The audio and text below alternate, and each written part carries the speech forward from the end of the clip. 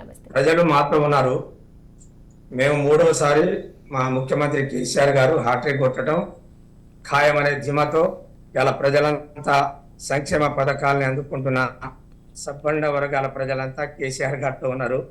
కాంగ్రెస్ పార్టీని అలా కొత్తగా చూసేది ఏం లేదండి. స్వతంత్రం వచ్చిన తర్వాత ఈ రాష్ట్రాన్ని దేశాన్ని పరిపాలించిన కాంగ్రెస్ పార్టీ ఏ రంగాల్లో ఏం చేసిందనేది కూడా ప్రజలందరూ చాలా సున్నితంగా పరిశీలిస్తూ ఉన్నారు.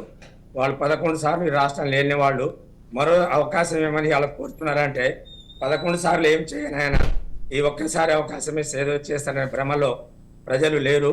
తప్పకుండా తెలంగాణ రాష్ట్రం సాధించిన తర్వాత ఈ 9.5 ఏళ్ల కాలంలో ఏ ఏ వర్గాలకు ఏ ఏ సంక్షేమ పథకాలు అందినాయో, ముఖ్యంగా వ్యవసాయం మీద ఆధారపడే రైతులు అందరూ కూడా ఈరోజు చాలా సంతోషంగా ఆనందంగా ఇలా కేసీఆర్ వెంట ఉన్నారు.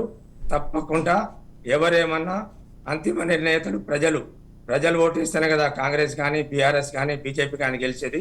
వాళ్ళ యొక్క తీర్పు మీదనే ఆధారపడి ఉంటుంది తప్ప నేను ఇంకో కాంగ్రెస్ నాయకుడు ఎవరో చెప్తే మా వల్ల కాదు కదా. అది తప్పకుండా ప్రజలు ఎవరితో చేస్తారనేది 3వ తారీఖు అదే రుజువు అవుతుందండి.